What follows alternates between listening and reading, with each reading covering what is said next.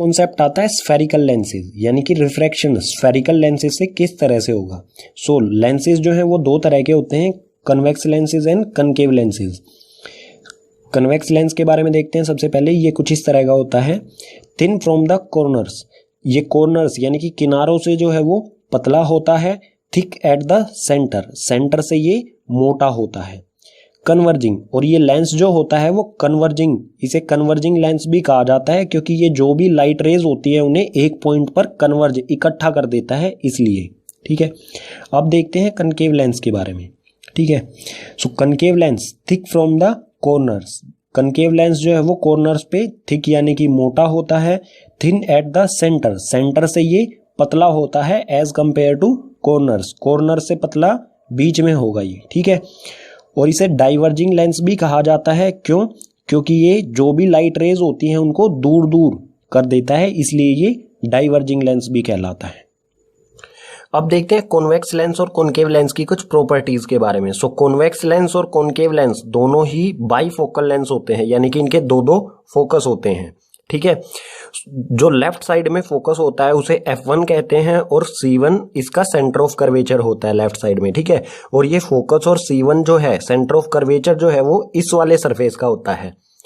Right वाले surface का focus और centre of curvature left side में होता है और लेफ्ट वाले सरफेस का फोकस और centre of curvature right side में होता है। ठीक है, जो लेफ्ट साइड में फोकस और सेंटर ऑफ कर्वेचर होते हैं उन्हें C1 और F1 से डिनोट किया जाता है और जो राइट साइड में होते हैं उन्हें F2 और C2 से डिनोट किया जाता है। जो C1 है इसे हम 2F1 भी लिख सकते हैं क्योंकि फोकस का 2 टाइम होता है C, सो ये 2F1 भी लिखा जा सकता है। इसी तरह से C2 को 2F2 भी लिखा जा सकता है। ठीक है, इसी तरह से कॉनकेव लेंस के भी दो फोकस होंगे, एक लेफ्ट साइड में और एक राइट साइड में। सो इस वाला सरफेस जो इसका लेफ्ट सरफेस है उसका फोकस लेफ्ट साइड में होता है और सेंटर ऑफ कर्वेचर भी लेफ्ट साइड में, और इसी तरह से राइट साइड का जो सरफेस है उसका फोकस और centre of curvature right side में ही होगा। ठीक है, सो इसे भी C1 F1 कहते हैं जो लेफ्ट साइड में होता है और जो राइट साइड में होता है उसे F2 और C2 कहा जाता है। बिल्कुल ऊपर वाले की तरह ही इसे हम 2F1 लिख सकते हैं और इसे 2F2 लिख सकते हैं। ठीक है, क्योंकि 2 टाइम्स होता है फोकस का सेंटर ऑफ कर्वेचर। ठीक है, ये कुछ सिंपल सी प्रॉपर्टीज हो गई, इनसे हमें हेल्प मिलेगी रे डायग्राम बनाने में। ठीक है, दोनों लेंसेज में से सबसे पहले हम देखते हैं कॉन्वेक्स लेंस के रूल्स और इमेज फॉर्मेशन किस तरह से होती है। सो फर्स्ट है rule for image formation by convex lens. Convex lens से इमेज फॉर्मेशन किस तरह से होगी उसके रूल्स। सो इसके टोटल 3 रूल्स होते हैं, एक एक करके तीनों को डिस्कस करेंगे। इसमें फर्स्ट है ray of light parallel to principal axis of convex lens always pass focus of other side of lens. कोई ये इसमें प्रिंसिपल एक्सिस, कोई भी लाइट रे होगी जो प्रिंसिपल एक्सिस के पैरेलल होगी। सो ये आ गई एक प्रिंसिपल एक्सिस के पैरेलल। ठीक है, ये लाइट रे है प्रिंसिपल एक्सिस के पैरेलल, वो कहां से क्रॉस करेगी? Pass focus of other side of lens, ये पास करेगी दूसरी साइड, जिस तरफ से आ रही है ये इंसिडेंट है उसके दूसरी साइड फोकस से क्रॉस करेगी। सो ये मिडल में जाएगी और फोकस की तरफ टर्न हो जाएगी, ये फोकस से क्रॉस करेगी दूसरी साइड। ठीक है, ये था फर्स्ट रूल।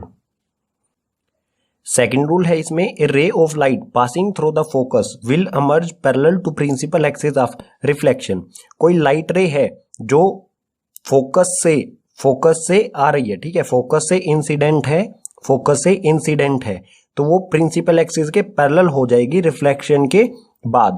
सो ये इंसिडेंट रे है, ये F1 फोकस 1 से क्रॉस कर रही है। ठीक है, इंसिडेंट है F1 से, तो ये जब रिफ्रैक्शन होगा उसके बाद क्या होगी? ये पैरेलल हो जाएगी प्रिंसिपल एक्सिस के।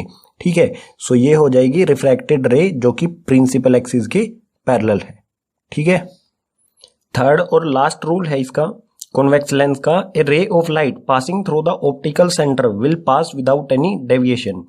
कोई रे, लाइट रे जो ऑप्टिकल सेंटर यानी कि इस ऑप्टिकल सेंटर O से पास करेगी तो वो विदाउट एनी डेविएशन बिल्कुल सीधी उसमें से निकल जाएगी। सो ये लाइट रे है। ठीक है, ये लाइट रे जब ऑप्टिकल सेंटर से जाएगी तो ये बिना किसी मुड़ाव के, बिना किसी डेविएशन के बिल्कुल सीधी पास हो जाएगी। ठीक है, ये इंपॉर्टेंट है क्योंकि एग्जाम में पूछा जाता है कि कौन सी रेज होती, कौन सी ऐसी रे है जो विदाउट डेविएशन पास हो जाती है। तो ऐसी दो ही रेज होती हैं, एक तो प्रिंसिपल एक्सिस जो होती है वो, और एक होती है जो ओ से पास करे।